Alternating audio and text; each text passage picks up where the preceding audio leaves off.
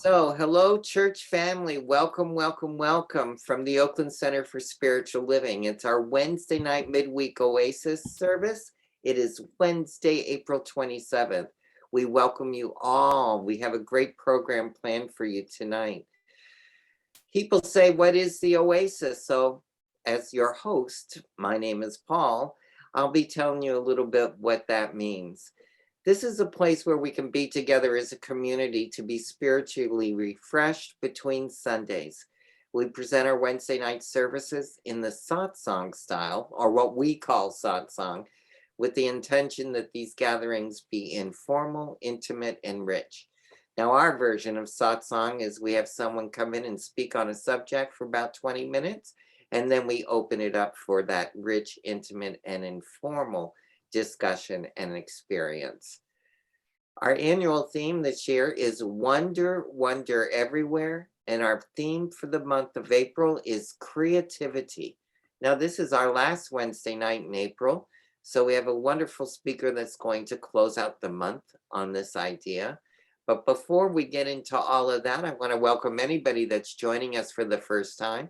All of our Wednesday nights are recorded and available on our YouTube channel. So if you're watching us on the YouTube channel for the first time, we welcome you. Please visit our website on the homepage if you're interested in finding out more about us, as well as maybe signing up for our Village News newsletter.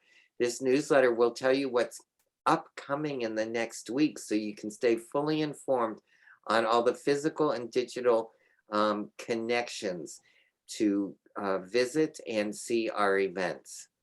So this is located in the lower left-hand page of our website, and all you have to do is submit your email address and press the button, and you'll start getting our Village News newsletter. We're asking everybody that's attending tonight to self-mute your camera and your microphone at this time because it improves the quality of the transmission. Please stay tuned for all of our special and important announcements that I'll have at the end. Got quite a few new events rolling out in May that you'll want to know about, maybe want to attend. And we'll also be reading the new Minister's Covenant together as part of our sacred ritual during this transition period. So what can I say about our speaker tonight? First, I'll tell you his name. It's Practitioner Zoe Demuro. Zoe is active, loyal, and supportive here at the center. He's in all corners of the business and of the prayer work that we do. I could go on and on and on about him, but the highest on his list right now is he just ascended to the presidency of our board of directors. That's a big, big call to service. So we're really grateful that he has time to put together a Wednesday night talk for us. And I know it will be inspiring. Tonight, he's going to be talking on Boldly Go. So Zoe, with that in mind, I'm going to turn it over to you. I'm going to ask if you would begin as we begin all of our services with prayer. So can you do that for us, sir? Thank you, Paul. Be happy to. So let's take a breath. Let's put aside whatever came before this moment, however busy we might have been, however conflicted we might have been, however excited we might have been. And let's just put that aside for the moment so that we can be fully present. There is tremendous grace in that presence because it's in this moment that we can completely and totally relate to the God within. The God within where we find peace, we find harmony, we find love, and we find compassion. We find all of the things that we typically look for. And so we remind ourselves of who and whose we are. We remind ourselves that all that we are seeking is within us. And with our topic tonight of going boldly, how much more boldly can we go than to say that we are the beloved of the beloved, that we are, each and every one of us, divine. And in that divinity, we share in all that goodness. We share in that abundance. We share in all the greatness of God. And so I know that each person who is here tonight and each person who listens to this at another point in time brings something special. They bring a uniqueness, an individuality to this moment. And we look for one another's wisdom. We look for one another's experience. We look for one another's true self, because that is where we are joined, in that true self of divinity. And I give thanks for this knowing. I give thanks for this time that we will have together this evening. I give thanks for your giving of your time. And in that feeling of gratitude, in that knowledge of all the gifts that we are given, I release my word to the love and to the law of God. And so it is.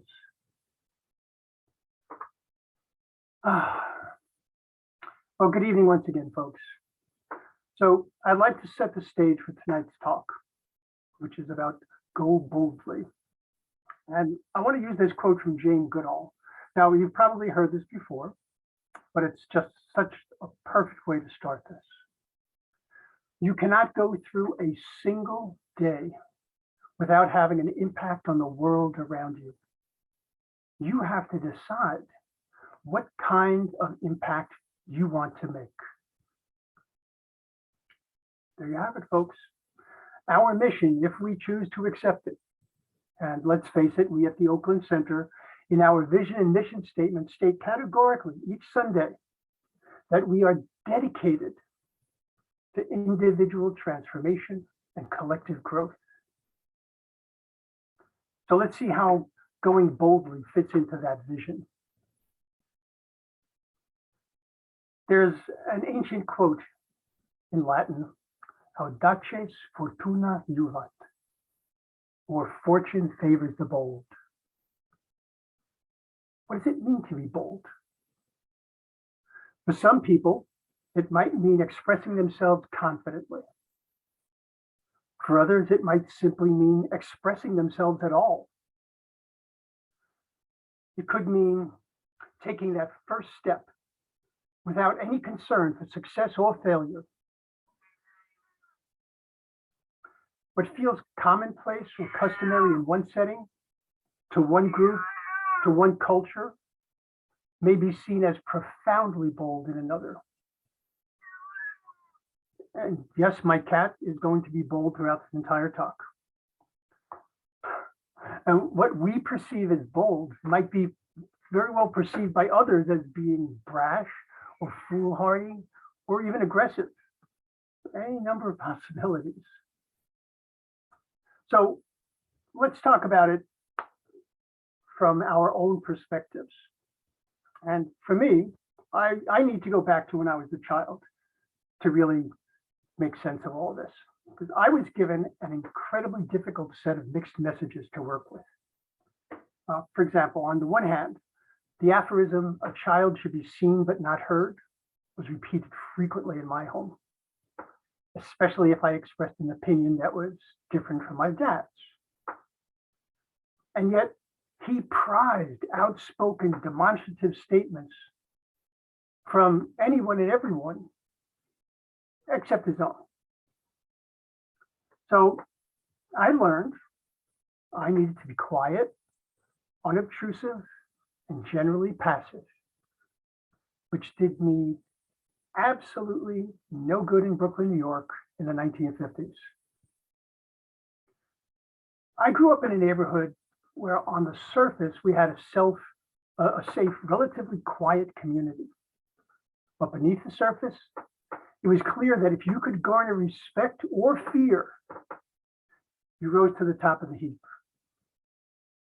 I most definitely was nowhere near the top of the food chain, so to speak.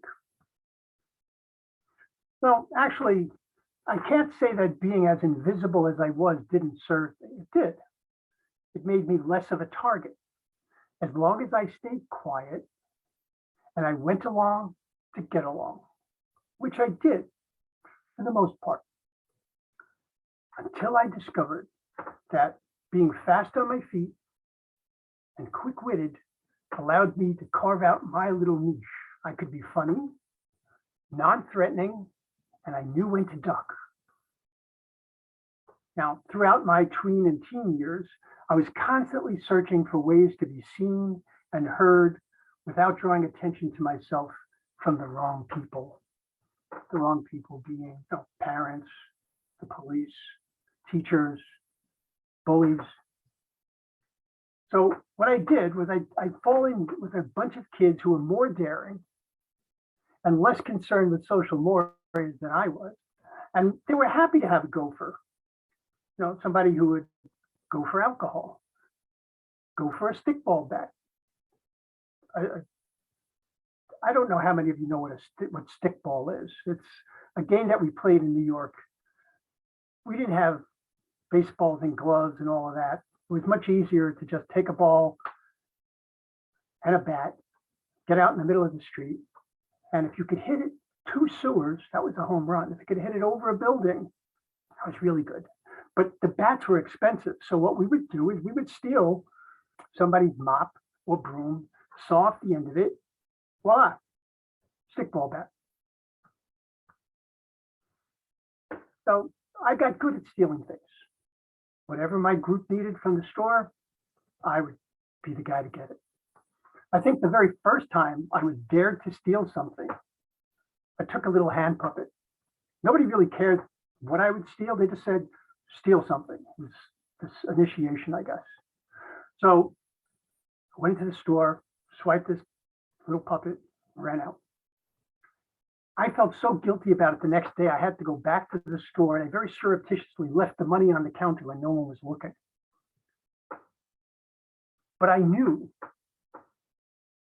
that if I honed my skill, I could be a great thief. And so I was on my way to being a wannabe criminal. I was a good thief, being mostly invisible. So I stole. I ran errands for the guys in the shiny socks at the local social club. Social club. Paulie, you probably know what I'm talking about. I supplied myself and my friends with liquor and eventually graduated to using drugs and then dealing drugs. I did what I thought was being bold. It was exciting and it was terrifying all at the same time. It wasn't bold though, it foolhardy, downright stupid, dangerous, sure, all of those things. But it also wasn't really me. I always felt that I was out of balance, out of step, out of focus. Now, I want to put a disclaimer here because there was a lot that was going on in my life throughout this time. But I wanted to just stick to this topic. So forgive me, I'm going to be leaving out very large, important parts of my story. But to talk purely about going boldly. So eventually I did enter the corporate world.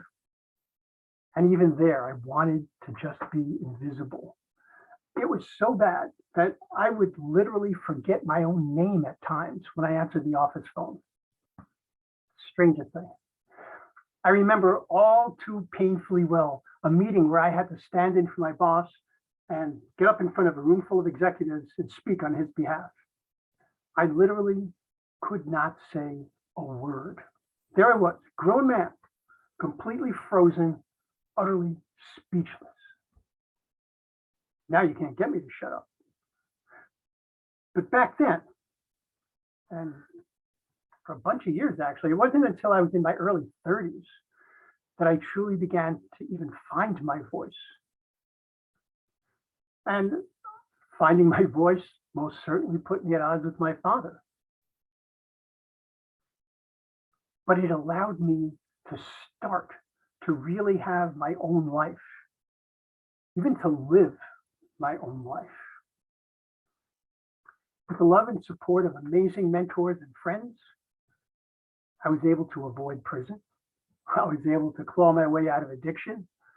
I could truly establish myself in the business world, and I made real progress on my path to authenticity. I think at this point in my life, if I were to compare myself to many of my peers, I would have really been hard pressed to say that I did so boldly.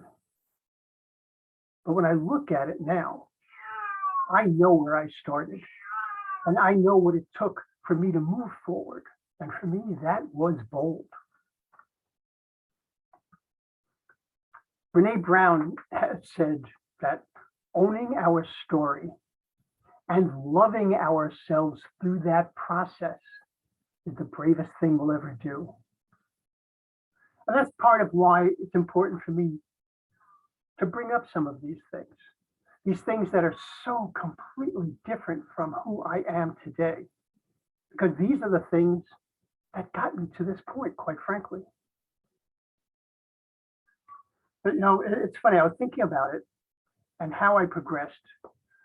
And I realized that as much as I progressed to New York, it really wasn't until I left New York and made my way to California that I took my greatest steps in my personal and spiritual growth and learning truly about boldness.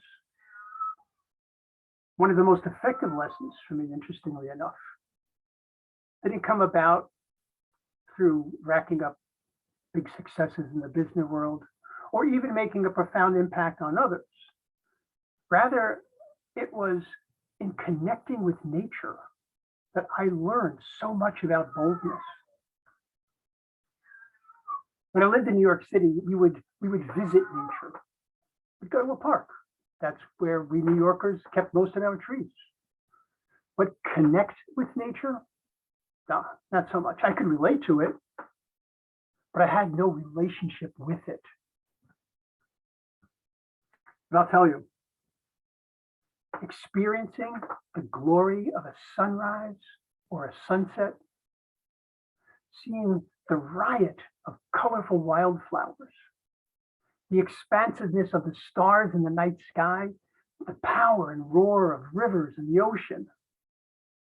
Everywhere I looked in nature, I saw boldness. And I realized I'm part of all that.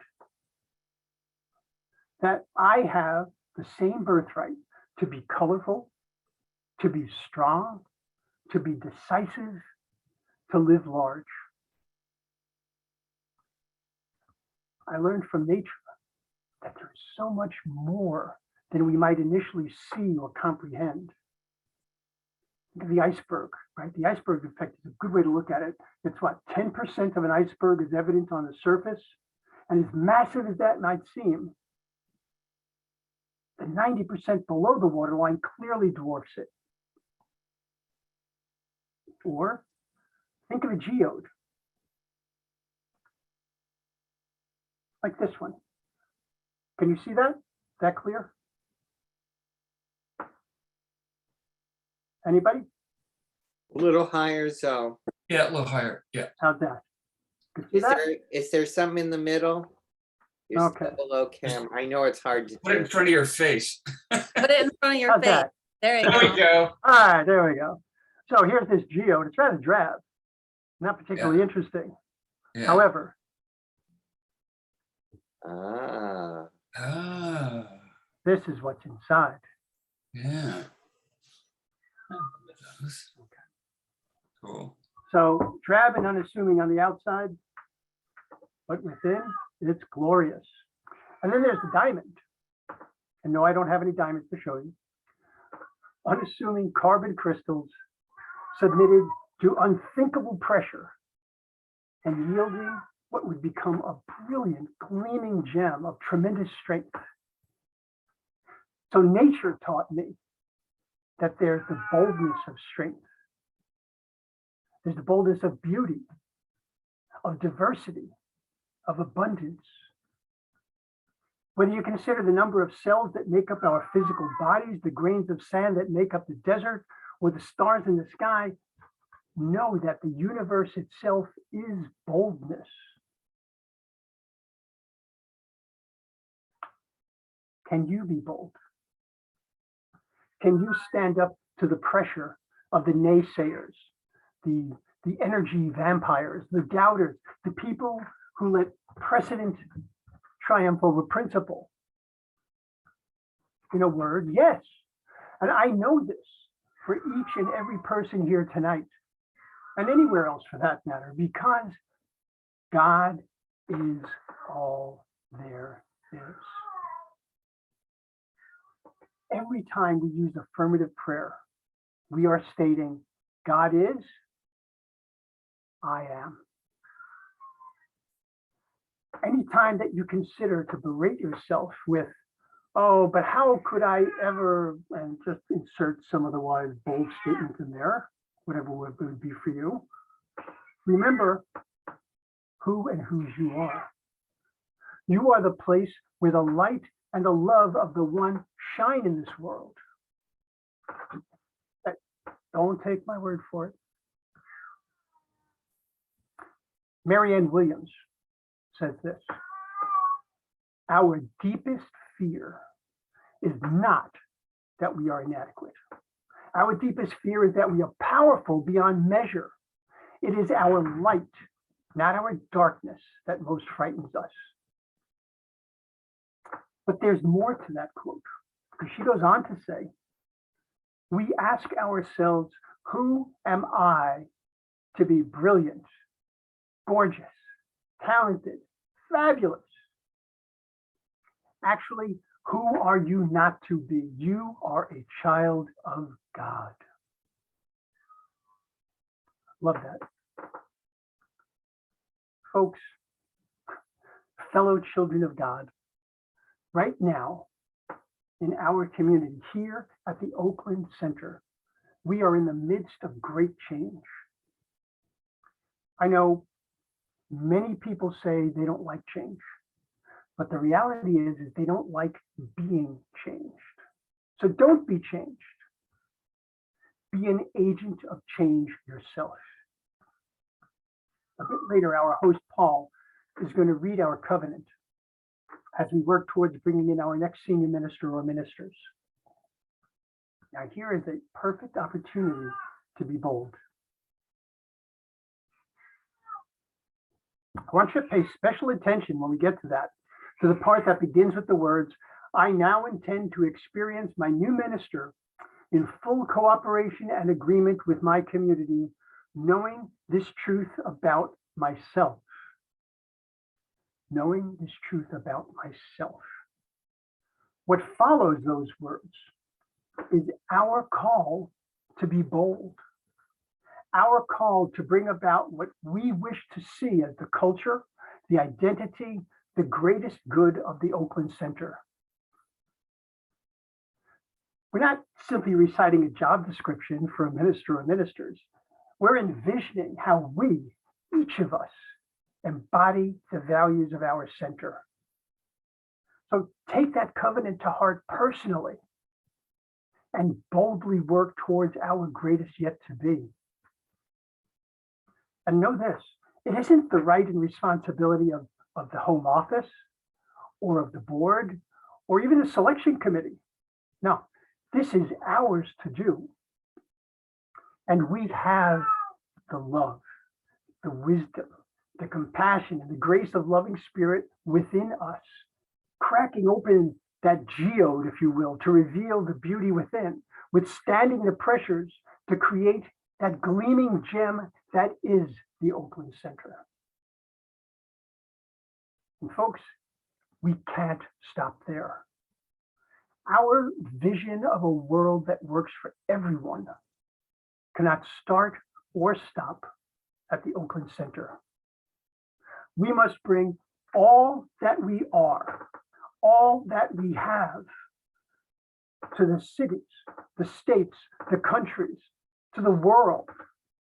We must boldly work for free speech, for justice, for dignity, for honor, for peace and love for all beings, for all creations. This is our shared bold adventure. So boldly go. Thank you.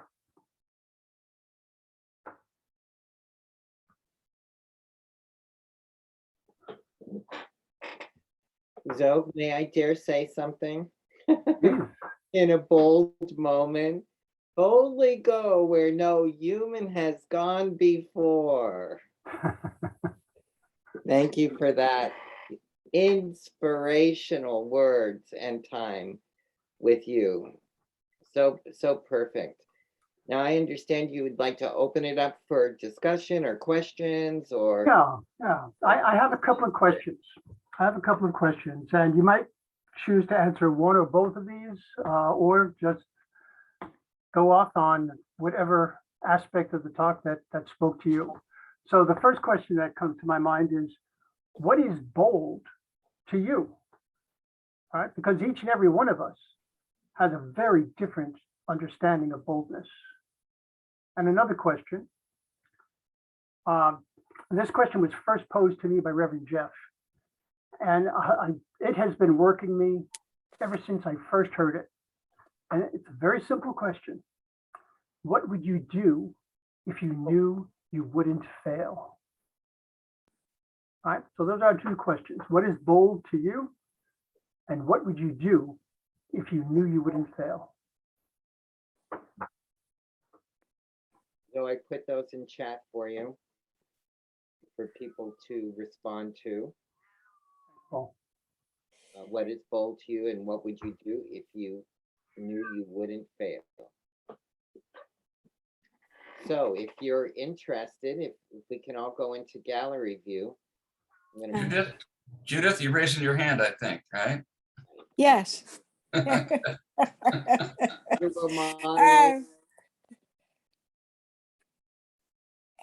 not sure I'm answering it in the way that it was asked, but what would be bold to me would be to do something without looking to see how people might be responding to it. So that's not quite free form boldness. I would pick something to do, but I still know within me is checking out what someone may be how they may be responding to it before continuing on sometimes going anyway, but I do know that checking out thing is still there. I would like complete boldness would be, I would pick something and I would go on and I would not, like maybe I could have blinders on, how horses have sometimes had blinders on. So I could have blinders and not be just looking straight ahead on my own path. Mhm. But I know that is still there, and that is something that I'm still working on. I do have to say that all during your talk, my cat's been running around, wondering where the other cat is.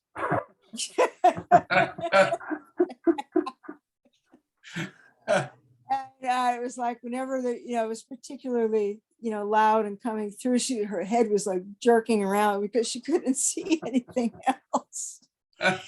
Anyway, I thought for me that was so entertaining, but that's not what you're asking. What is the second question? Sorry, Paul. The second question. What would you do if you couldn't fail? If you knew you wouldn't fail. Wow. I just felt a moment of such joy with that. I have no idea what I would do, but the feeling tone that came through me, if I knew I couldn't fail, what could I do? It's almost like it opened up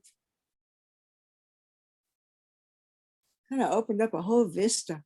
So that I need to chew on for a while. The other part I was more familiar with, but that I'm gonna think about that. So thank you for that question, actually. I'm done. Thank you, Dr. Judith. Now, I've been working that question for years now, and I think I'll probably continue to work the rest of my life. Yeah. What would I do?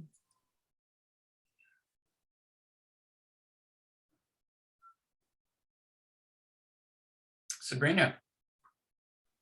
Yes, first I'm just gonna say stickball, social club, got it. The New York references, got it. The Brooklyn, New York references. I was home for a little bit with you. So thank you for that. And I'd like to thank you and Smidge the cat for the presentation. That was very touching. Both of you. Okay. Yes, that's Smidge. um, to answer your questions, the second one I have to spend some time with. I do, because a lot of things come to mind and I really need to spend time with that. But and while you were talking, especially when you were talking about being frozen with fear with public speaking, yes, I have that as well.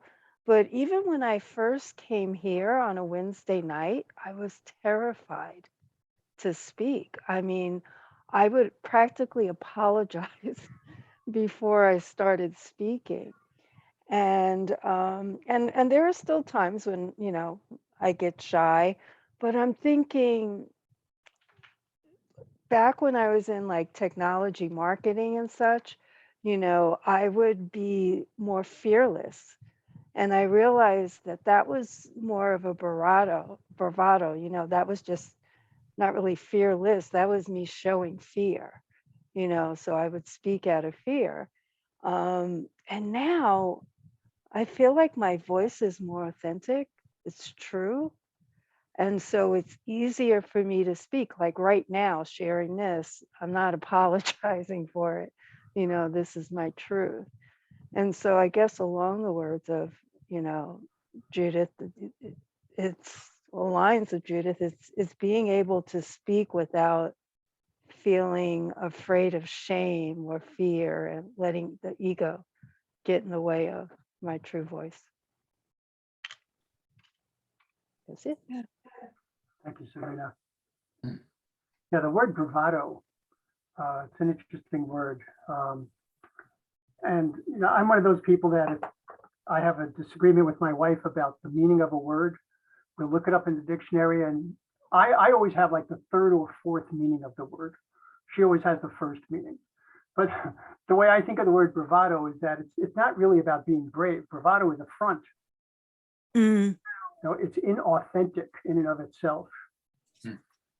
So I turn that around and it's okay. So if being inauthentic is not being bold, being authentic is being bold. Hmm. And I think that if we strive for anything, authenticity has got to be up towards the top of that list.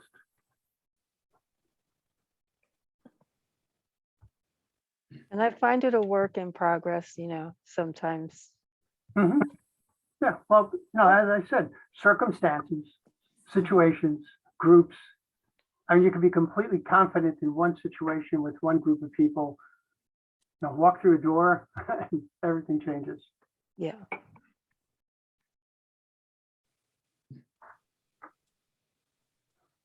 Except for one thing. You're still the same person. You still have all of the same abilities, qualities, values, the same connection to divinity. You That's have to true. open to it. Thank you.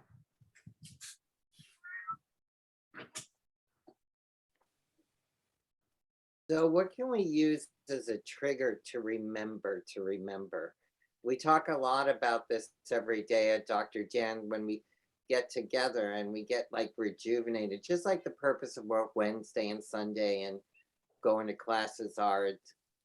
But how do we get bold when we're in that kind of desert space of can't see in it for the trees? You got anything in that? Do you know what I'm saying? Mm-hmm. But what can I find that will shock me back into reality of the truth of my boldness? Spiritual mind treatment. I can make it a very simple one too. Because what's the very first thing that we do in a spiritual mind treatment? We remember, right? Recognition, to know again who and whose you are. So for me, a little mantra, I have two that I like. One is, I remember who and whose I am.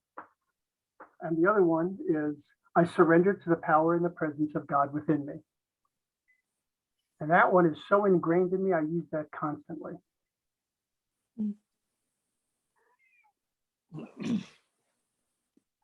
you. Constance, go ahead. Are you speaking to me? Now, Constance had her hand raised. Oh, I don't know how to put my hand up, so. If you want to speak, you can be after Constance. All Well, right. so now my cat's decided it's time for her to talk as well. So, but Paul, the question you raised about what do you do when you've forgotten? Well, for me, it's always been go to my practitioner.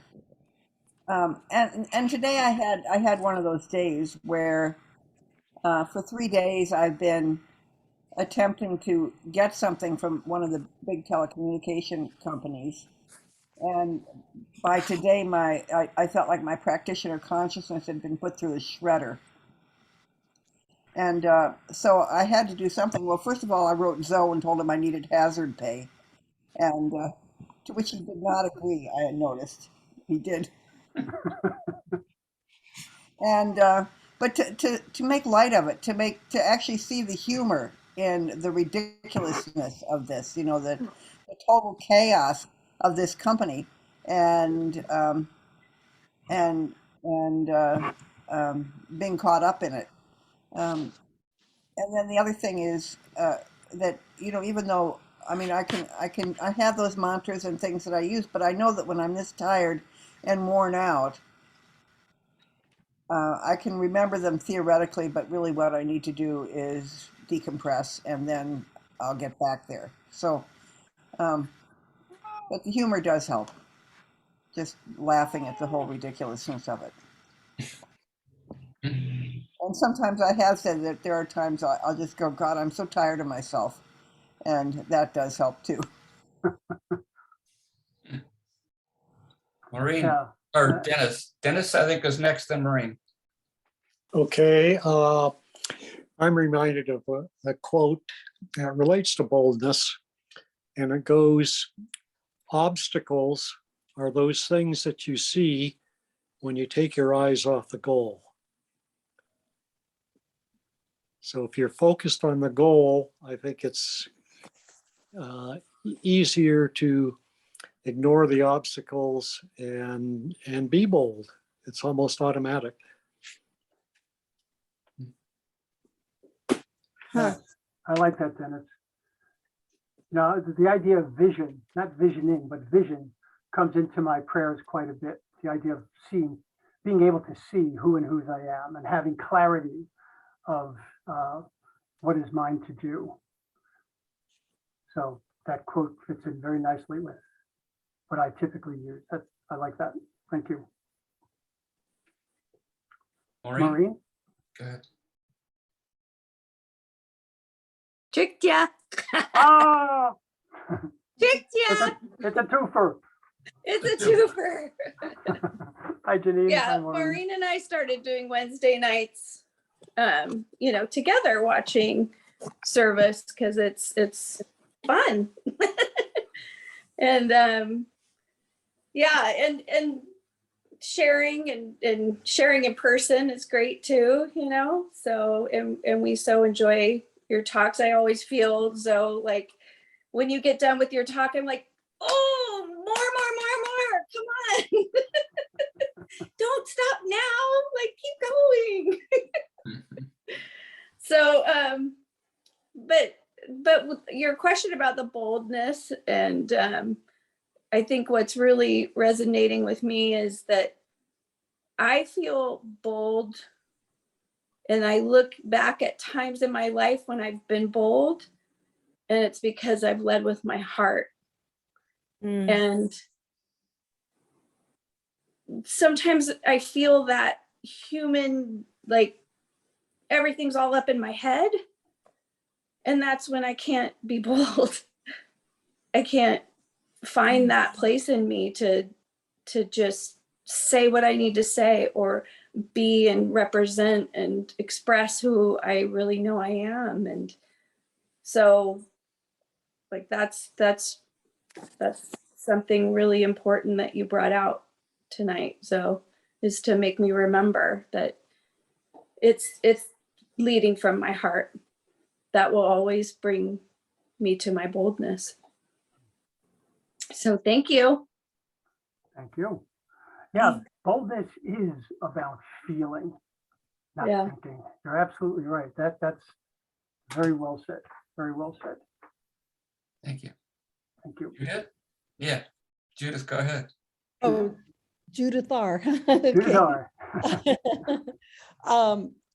So I loved what you said in response to Paul's question about recognition. And I'm a little bit of a word person, and I know that respect means to look again. I mean, that's what it originally meant, was to look again. And remember means to bring ourselves back together, you know, to remember ourselves, But I had never thought of recognition as to, how did you say it? What was recognition? To Know again.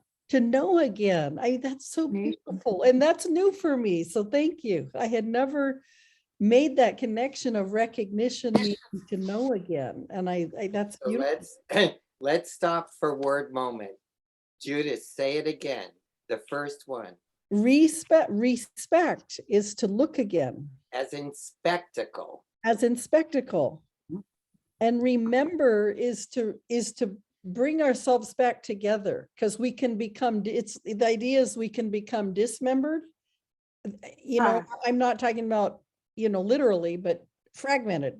We become dismembered, and remembering is bringing ourselves back together.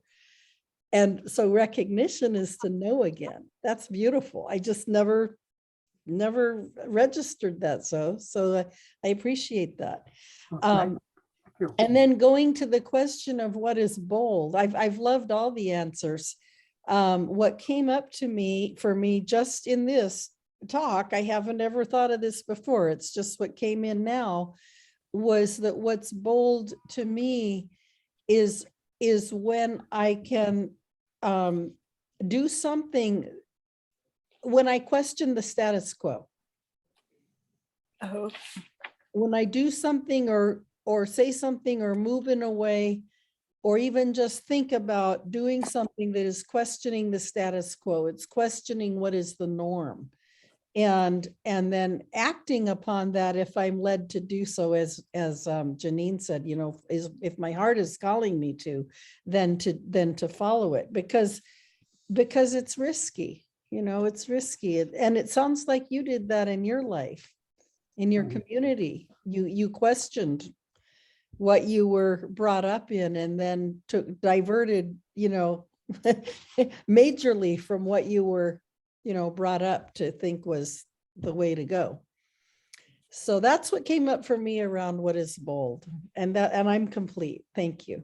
Thank you, Judith. And I love the remember and respect. That's great. I love that.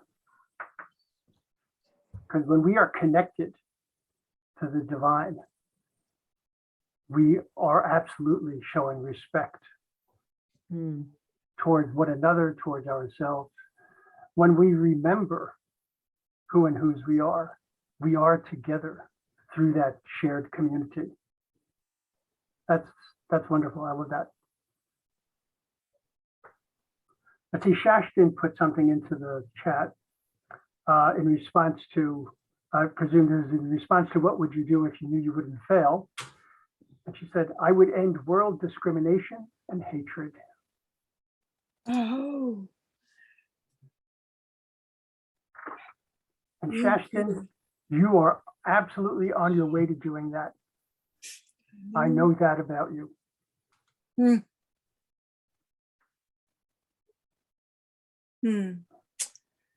wow.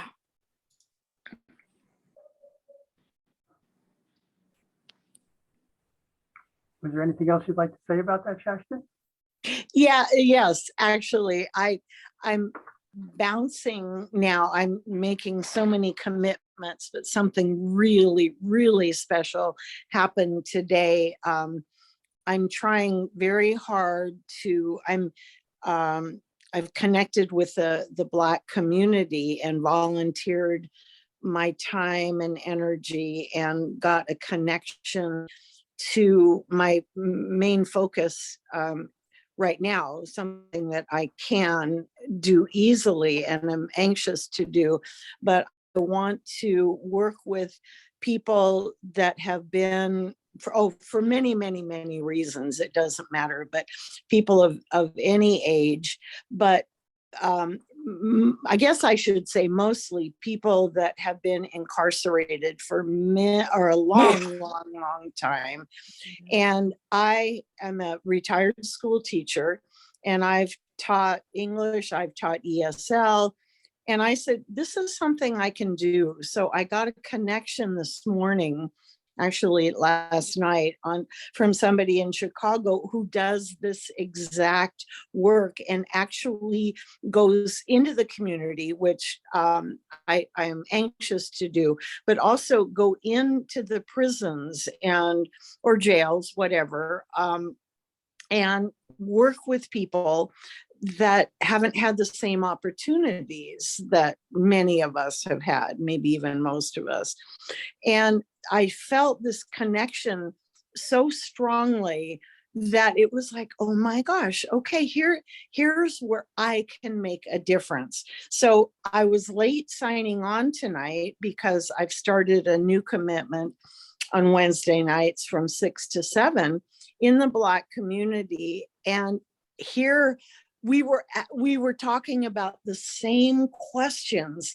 So here's my Black community group saying the same thing. And then I come over, and I know we're mixed. I don't mean to segregate the groups or discriminate, but it felt so good to then come to the OCL and think, oh my gosh, we are so much alike. And if I could do anything and know I wouldn't fail, I just want to bring everybody together. And it was like a light going off, or I don't even know how to describe it, but just feeling like in a very small way, I can make a difference and pull people together that basically are so similar and have so much in common.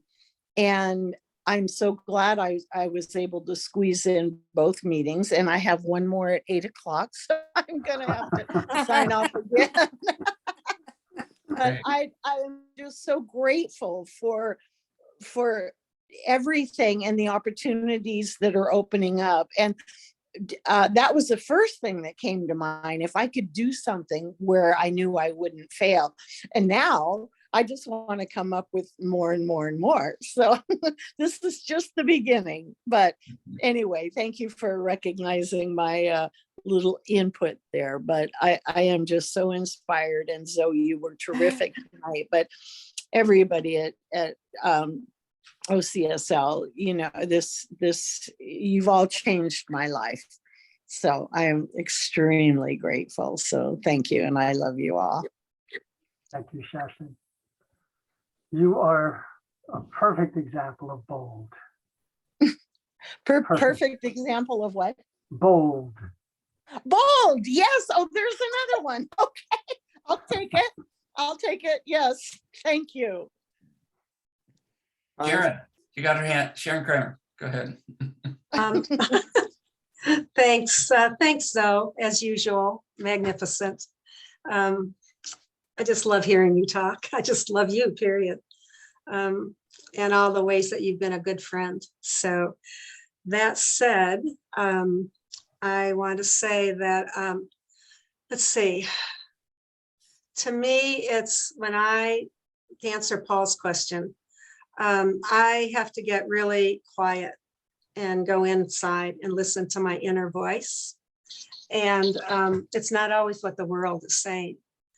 So trusting that and acting on what that intuition is saying has been a lifelong journey for me. And it's getting stronger. And I heard you about being a target. And so being bold is the opposite of hiding. And I think it's for many of us, for myself, I'm not going to say for many of us, for me, the fear has been that I will be killed. And that goes for many lifetimes, I'm sure. But the ways that I was bold are not the ways that I am now. And the jobs that I had in inner city schools with gangs and guns and violence, I had many years when my life was threatened. And so I'm looking at that as, wow, was that foolish? Or was that being brave? But I was propelled with an inner call to do it, to work for peace on these campuses where they were killing each other. Today, the boldness is quieter. And what I would do if I knew I wouldn't fail is I'd write a book, or I'd write more than one book. And I'm just now looking at all the experiences of my life at my age are coming together, and they're all valid, all of them. But I get to choose when I'm going to be bold and when I'm going to be quiet. And I'm not driven anymore to have to do something. I'm just talking off the cuff here. I didn't know I was going to say that. But what I know is OCSL has played a huge part in my learning to have an authentic voice. And I'm just now having an even more authentic voice, but in a quieter way. And so I think it's different for everybody. That's a great question. What does bold look like for you and you and you and you? It's very different. And it's different even in different times of life. So that's what I would say now. Thanks. I find a lot of peace in being bold from my inner authentic voice these days.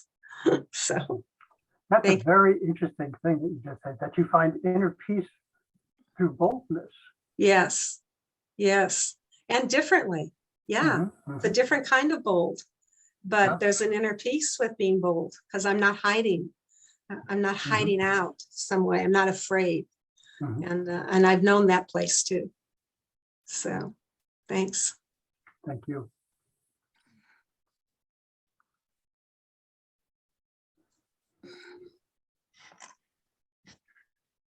Judith Fraunglass. I remembered, I'm surprised at myself that this didn't just like immediately pop out, because what I would return to writing songs, which I did off and on through my life. I would write different songs as part of Science of Mind. For every one of my, in taking a class, for every class, when there would be a final class project, everyone was a song. And so it's a Science of Mind song. And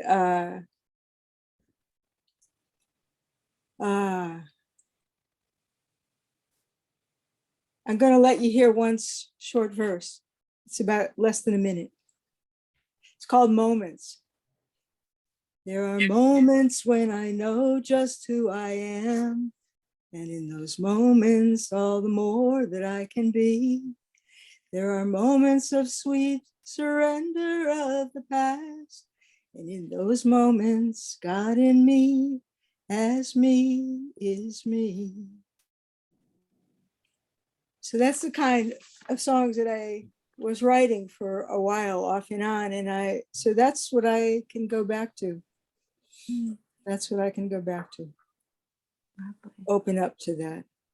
Excellent. We're going to have to get you and Shashton together, We actually, Okay. we're very connected. All right. We just have to talk more, Judith. I can't wait to talk to you more. Talk more. Yes, yes, and yes again. Jody? That was a very good talk, Zoe. And I came tonight because whenever they talk about boldness, I want to hear. Maybe I'll hear a word or sentence or something that sticks with me that can help me in this boldness process. So in listening to you and listening to everyone talk, it feels like the Wizard of Oz. Everybody got there and they already had what they wanted or they were Oh, going after. Yeah. So I thank you because I'm holding on to that I already have it. So thank you very much. Thank you, Jody.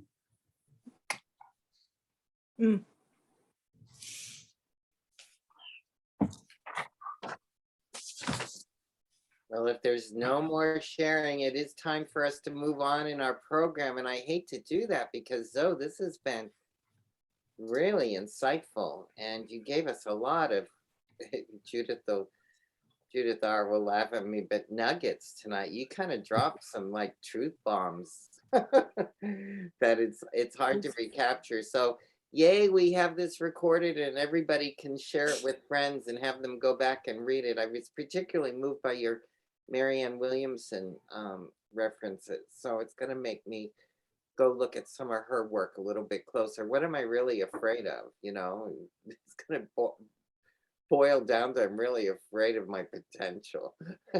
Right. So yay. Thank you for reminding us. Let's all thank Zoe, whichever way we can, either with clapping or signatures or chatting. Let them know how you feel. Kisses. Kisses, yes. okay. See, they're getting bold. Chocolate kisses. Chocolate. Oh, yeah. That's for Alice. Yes, indeed. So Peter, when you're ready, we have some great announcements, folks. Things that are coming up that I think you're going to really enjoy. Constance has worked hard on the announcements today, and we've got some special guests that are going to talk some of these announcements through. So what's happening next Wednesday, May 4th? It's Practitioner Regina Buckwalter, and she'll be speaking on, here we go with the Regina question, what's in your spice rack? Little person, Opa, we're going there next Wednesday.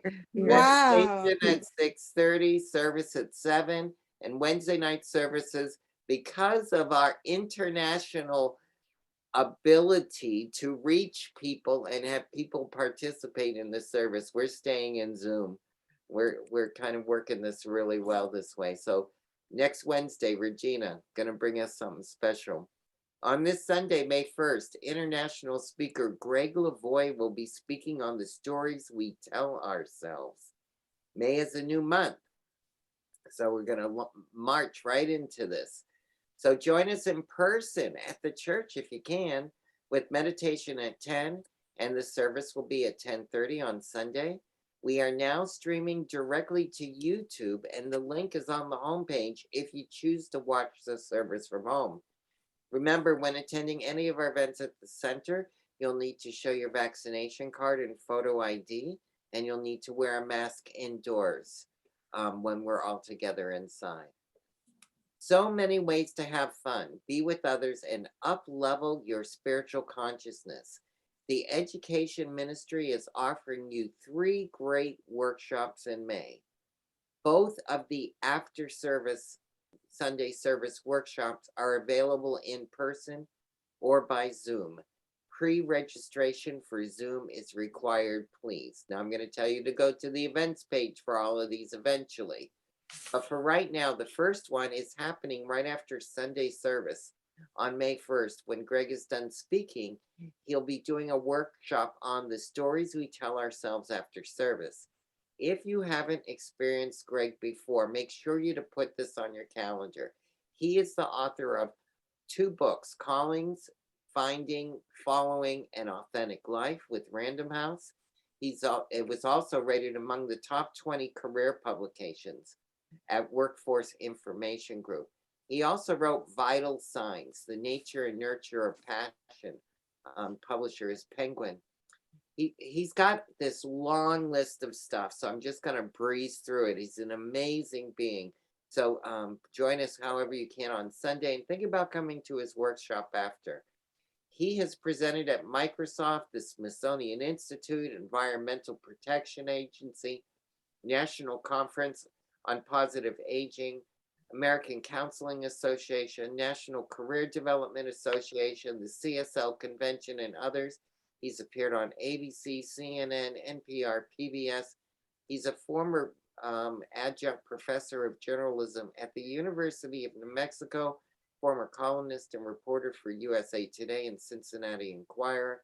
He's written for the New York Times Magazine, Washington Post, Omni, Psychology Today, Christian Science Monitor, Fast Company, and many others. $30 for his workshop just to be in his presence is going to be kind of great. So if you're available, please check out the events page on that. Also, the second one is our Reverend Sally Bartholomew with the, who's leading her consciousness caravan. And she'll be speaking on May 15th. But after church, she'll be holding a workshop, Get Your Happy On, at 1 o'clock. So we'll have more details, but that's the second thing. And then the third thing that's coming from our educational team, Constance, are you out there? Can you chime in and tell us about this event? This is your event. Yes, I will, as briefly as I can. That we're going to talk about, we're going to actually do painting and come out with a beautiful painting. Each person's going to have a beautiful painting at the end. You can totally trust me on that. And we're going to be looking at how to paint ourselves out of the pandemic life mindset. That for 2 years we've had to, we've been sheltered in place, have to be cautious when we go out, and those kind of things stick with us. And we're also going to be looking at the gifts that the pandemic brought us. And one of them for me is this, is that I reconnected with a teacher that I had many years ago who teaches this process. And to me, it's like doing affirmative action in paint. And it's just very profound and very satisfying. And there's absolutely no need to be a good artist. I'm not. The more I do it, the better I get. But I'm not an artist. I'm not a trained artist at all. And so no one has to be that. And I do want to put out a little bit of a challenge, because I've done 2 shorter workshops, because these are things I need to do for this training I'm doing. And I want to put a challenge out, because so far no men have decided to do this. So I'm going to put a challenge out to see if any of those men would like to boldly go and do some painting and get into their right brains and do something different. So if you have any questions, you can email me and talk to me, and I would love to see you on the Friday evening, the 20th, and Saturday, the 21st. Now, Constance, is the workshop both days, or are those 2 individual workshops? No, it's okay, because it's we're actually going to be working on canvas. So it's 2 days. Yeah, one evening and then a day. Excellent. And all the supplies will be provided. So okay, all supplies are provided. Yeah. Perfect. And check out the website. Or something like that. But What? thank you so much, Constance, for offering this. So that's the third in our education series of events. Also want to tell you about t-shirts. Would you like a t-shirt with our window or Science of Mind symbol? Check out Redbubble website. If you go to our website, and at the top there's a banner, and one of the banners, it's got ministries, and you do the drop down on that, on ministries, just like you do with events. This one is ministries, and you choose bookstore on that drop down list, and you will see all the information about how you can get a t-shirt with the window on it from the Redbubble site, and it's all right there, and the link to the website, everything's there. So you'll be, once you get to the website, you'll see many styles to choose from: long sleeve, short sleeve, sweatshirt, hoodie, and you can select your own size. There are also many other products you can choose from. Order from the bookstore account on that website, which it leads you straight to, and we will get a percentage back at our bookstore. Also, the bookstore is maintaining incredible sales that will continue on all merchandise through April, and I think a little bit into, we're expecting new items in May. So this Sunday, I think you might be able to get a little bit of the sale left over. For our next item, I'm going to ask Zoe to come forward to talk about his COM presentation. Zoe, you want to talk about that? Sure. So this Sunday, as we do each first Sunday of the month, we're going to get together both on Zoom as well as in person. So whether you're coming from home or you're at the site, for those of us who are meeting in person, we'll be in Reverend Jerry's office. And May's theme is the gifts of grief. And for some of us, it might seem kind of an odd thing to say that grief provides gifts, but indeed it does. So for those of you who are not going to see Greg Lavoie at his workshop, please join us. We'd love to have you. Remember, this is not just dealing with grief from death. It could be grief dealing with any kind of loss of a situation, a loss of confidence. It could be a loss of anything. And we cover it all. Love to have you.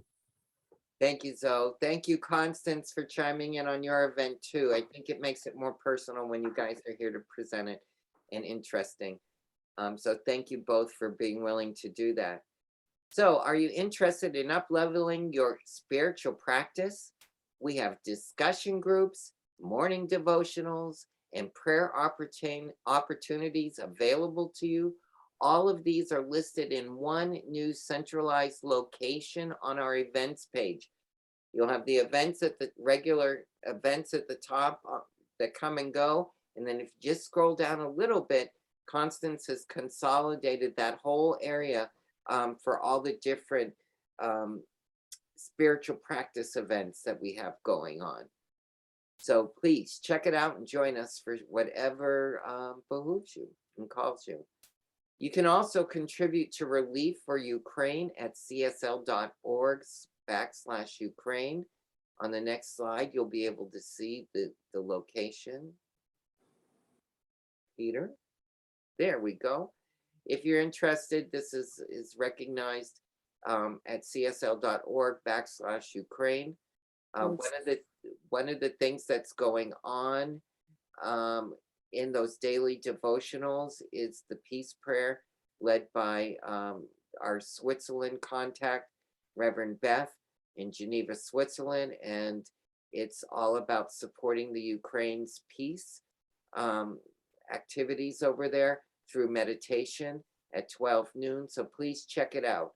This is all part of that. And as always, for information on all that's going on at Oakland Center, visit our website. You know what it is. It got you here tonight. If you're joining us via YouTube or the recorded version, please explore that banner at the top. It'll lead you to those exciting other areas. Constance calls it a roadmap. There are many paths at the Oakland Center, and you can explore those.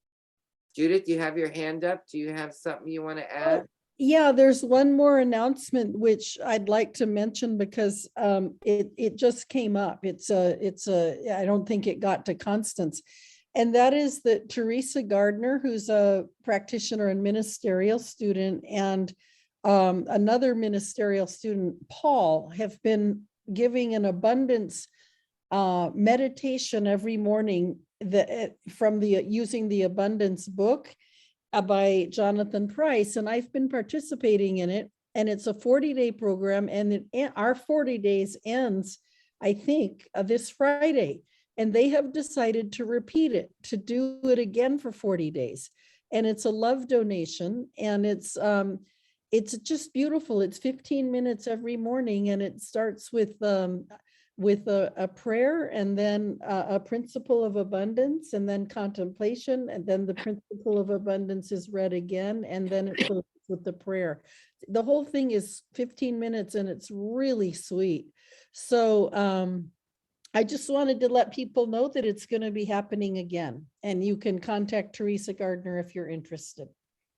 And have Teresa give the details again to Constance with the new vision of where it's going, so that we can add this to our devotional section on the website. Would you be the ambassador of that for me? Sure, I will. Okay, thanks. Great. So again, everything's going to be centered around the website as it always has been. So let's just take a moment together and read the Minister's Covenant. Let's be bold in our approach to this tonight. I'm talking to me. Okay, but I encourage you guys as well. So in order to be bold, I'm going to take on what Sherry says and just take a moment to breathe and recognize that still voice inside and clear away those obstacles that Dennis spoke about and put my eye back on the prize or back on the goal. I don't see any obstacles. I just see an opportunity here. As we read the New Minister's Sacred Covenant, I go boldly into declaring there is only one life. This life is good. This life is God. This life is my life now. I knowing that I am one with this life, that is God. I therefore know that I am one with all of its blessed expressions, which includes the presence of a new minister for my beloved spiritual community. Because I know that the highest purpose of my new minister is to reveal spirit, I therefore know that my new minister is a revelation of God as wisdom. I further know that my new minister is the fulfillment of that which has been promised by Spirit, for it is written, I am filled with divine wisdom. I allow divine mind to fill my mind now. As I stand in agreement with my beloved community, I see my new minister revealed before me as unity in the community. I now intend to experience my new minister in full cooperation and agreement with my community, knowing this truth about myself. For I am inspiring unity and diversity, embracing and nourishing our community. I am awakening the wisdom within. I am healing and expanding our community with the power of love. I am engaging the community and building a world that works for everyone. I am deepening family consciousness. As I now accept the highest expression of a new minister into my life, I know that they are revealed in a way that illumines spirit and serves the highest and greatest good of all who are touched by their presence. I am grateful God is gracious, and so it is. Ashe. So in this moment of gratitude, I'm grateful for all the gifts, the talents, the treasures that come forward through this Wednesday night service. I'll be bold and ask you to think about sending a little bit our way in a financial kind of way, if you feel up to it. It's what keeps the lights going on here at the center and the salaries paid and the floor swept for all those people that we contract to come in and do this work for us, to keep our center beautiful, to keep it active and vibrant and in order. So your contributions are greatly, greatly appreciated. So as you contemplate this request, I ask that you take into your heart this statement. The gift I give is God in action. It does good work in the world and blesses creation. So I pass the digital collection bowl all the way around through my different cubes of my family as it's gathered here, my church family. And I like to let you know how you can push the button on this request.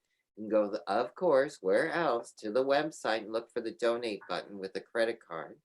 Or you can mail it to the Oakland Center at the listed address listed there. You can also text it for those that know about text giving, 510-327-3431. If you know about Zelle, that's another new service. You can Zelle your donation to giving at oaklandcsl.org. And with your vaccination card in one hand and your proof of your identification for that card in the other hand, and underneath your arm a mask, you can bring under your other arm your offering into the sanctuary and drop it into the basket on Sunday. So with all of that, I'm so, so grateful for a lot of things tonight, for the recognition of my ability to be bold. So I'm so, so, so grateful for everybody that's been here. I'm grateful for everyone that has checked in with us. I want to thank Zoe mostly because of his brilliance to share with us the pathway to go boldly. So Zoe, thank you for your meditation that started us off tonight. and your brilliant talk. I did get a message from Reverend Jerry, so I'm going to share it with you because I don't feel one bit sorry for her. Not one bit. Okay. But she did send blessings and greetings from her spiritual moment of retreat on vacation. I know it's on some beach in Hawaii. And she's got under an umbrella, and she's got a glass in her hand with spiritual God medication with an umbrella in that. So thank you, Reverend Jerry. She sends her love and wishes she could be with us here tonight. Yes, we wish you were here, but we wish you were with you. She sends a lot of her love. So thank you, Reverend Jerry, for checking in and making sure all is well. I am most grateful to the people that I said tonight were behind the scenes, and actually they're up front in the scenes. None of this Zoom capability would be possible without the hard, dedicated, loving, bold work that they do. So I want to recognize all the way boldly, all the way to Portland, Peter, for being our host tonight and taking care of the team in the background, but in the foreground, actually, because that's where it happens. I want to thank Sabrina and Alice and Luis and Trisha for doing all that work behind the scenes we can't see, but it's the work that makes it happen. And I'm going to take a moment and talk about somebody that's really bold, because none of this would be possible without her.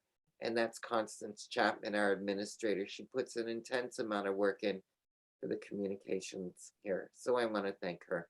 So with all of this gratitude, I'm going to call Zoe forward and ask him to close us out in prayer. Zoe, if you would. Thank you, Paul. So while God does not know time or space, I do, and it's late, so I'm going to laser this. Let's take a breath.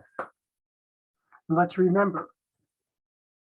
Let's bring together in community, bring together with the one, and know once again that God is the one source, the one power, the one from whom all goodness flows.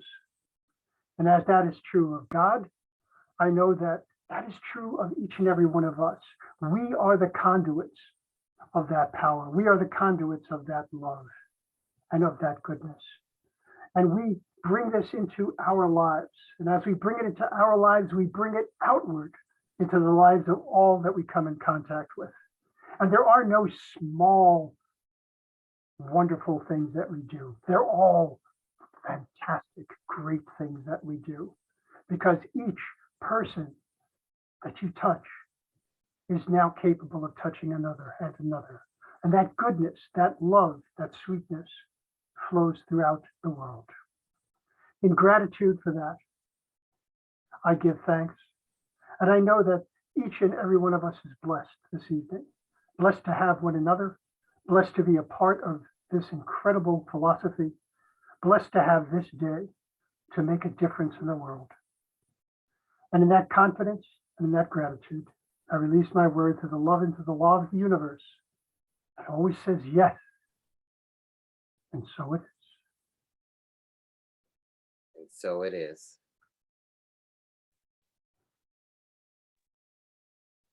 And so it is.